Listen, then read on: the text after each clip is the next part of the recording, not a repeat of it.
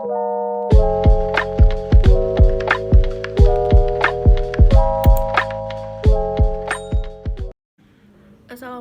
warahmatullahi wabarakatuh. Perkenalkan, nama saya Az-Zahra Rama Putri Tilotama dengan NIM 2020201113 dari kelas PGMI 2. Baiklah, di sini saya akan menjelaskan proposal skripsi saya yang berjudul Pengembangan Media Pembelajaran Komik pada materi tematik tema 7 Energi dan Perubahannya, kelas 3 MI Al-Fikri Palembang. Baiklah, video ini untuk memenuhi ujian akhir semester mata kuliah metodologi pembelajaran dengan dosen pembimbing Ibu Dr. Anda Yulia Trisamiha MPD. Baiklah, langsung saja saya akan menjelaskan mengenai latar belakang dari proposal saya. Seperti yang diketahui bahwa pendidikan adalah hal yang sangat penting dalam memajukan sebuah bangsa. Maju mundurnya sebuah negara sangat dipengaruhi oleh pendidikan yang ada di negara itu.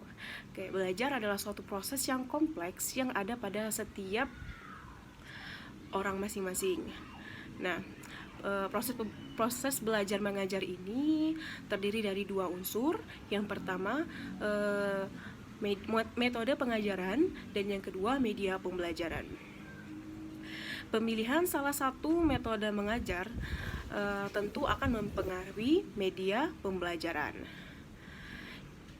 Jadi, dalam kedua aspek pendidikan yaitu metode pengajaran dan media pembelajaran, memilih media yang baik akan membuat peserta memahami materi dan tertarik untuk belajar.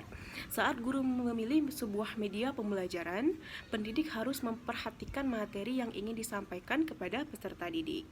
Jika salah dalam memilih media pembelajaran, maka tujuan pembelajaran tidak akan tercapai dengan semestinya.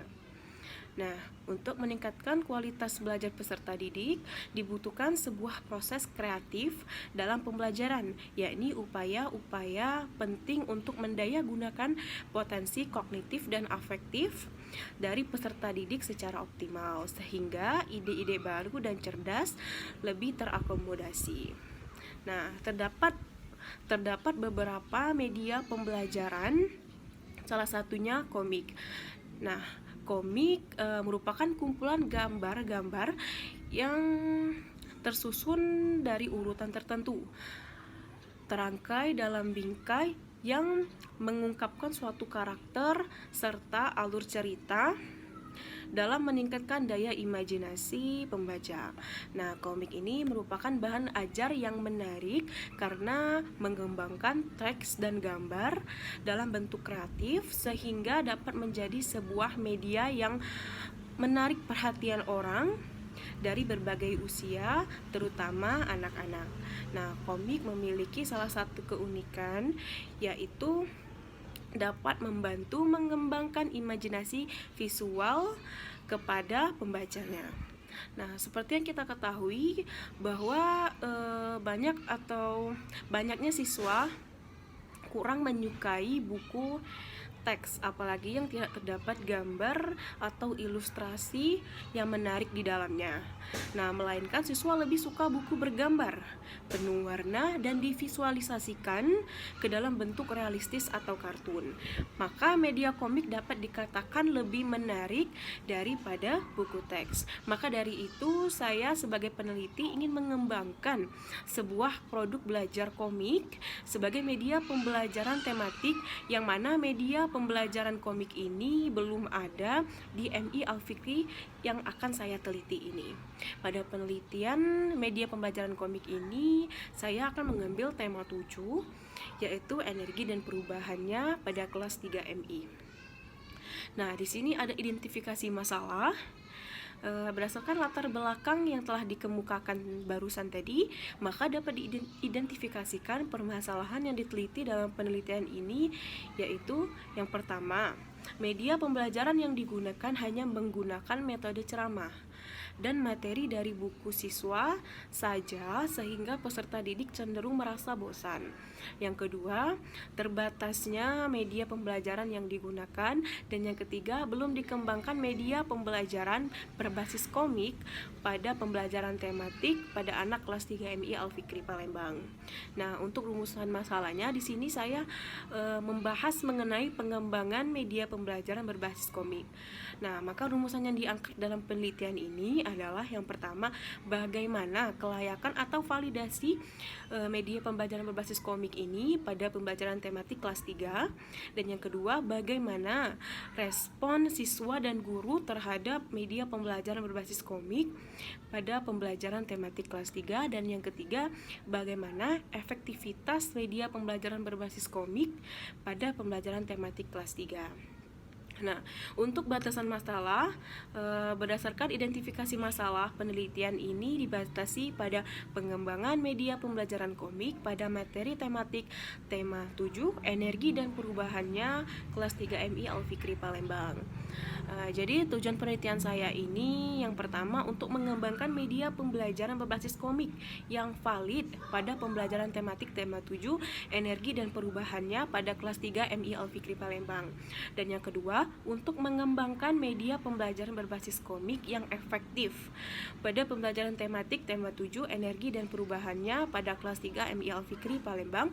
Dan yang ketiga, untuk mengembangkan media pembelajaran berbasis komik yang praktis pada pembelajaran tematik tema 7, energi dan perubahannya pada kelas 3 MI Al-Fikri Palembang. Untuk manfaat penelitian, yang pertama, secara teoritis, pengembangan ini dapat digunakan untuk informasi dan juga referensi guru maupun murid dalam mengenal media pembelajaran komik pada MI Al-Fikri. Nah, yang secara praktis, pengembangan ini digunakan untuk guru dalam menciptakan pembelajaran yang aktif dan menyenangkan di kelas. Nah, untuk bab 2 di sini ada penjelasan mengenai pengembangan pembelajaran tematik, media pembelajaran, dan media pembelajaran komik. Untuk bab 3, metodologi penelitian. Penelitian ini saya laksanakan pada 1 April 2022 dan memakan waktu sekitar 1 minggu. Nah, untuk tempat penelitian, tempat pelaksanaan penelitian ini di MI Al-Fikri Palembang. Madrasah ini terletak di Jalan Panca Usaha RT 49 RW 13, Kelurahan 5 Ulu Darat, Kecamatan Sebang Ulu 1, Kota Palembang. Untuk jenis penelitian ini, saya menggunakan metode penelitian dan pengembangan atau research and development. Seperti yang diketahui bahwa research and development atau R&D adalah metode penelitian yang digunakan untuk menghasilkan produk tertentu dan menguji keefektifan produk tersebut. Nah, di sini ada langkah-langkah penelitian pengembangan. Yang pertama, potensi dan masalah. Yang kedua, pengumpulan data. Selanjutnya, desain produk. Yang selanjutnya lagi, validasi desain. Selanjutnya revisi desain, selanjutnya uji coba produk, revisi produk, uji coba pemakaian, revisi produk lagi, dan produksi massal. Nah, untuk pengumpulan dan analisis data, pengumpulan datanya menggunakan angket atau kuesioner. Yang kedua, wawancara. Yang ketiga, observasi. Dan yang terakhir, dokumentasi. Untuk analisis data, tingkat kevalidan produk dapat menggunakan rumus sebagai berikut. Persentase kelayakan sama dengan jumlah total jawaban skor validator dibagi jumlah total skor jawaban tertinggi dikali 100%. Baiklah, itu saja yang dapat saya sampaikan. Lebih kurang saya mohon maaf. Kepada Allah saya mohon ampun. Wabillahi taufiq wal hidayah. Wassalamualaikum warahmatullahi wabarakatuh.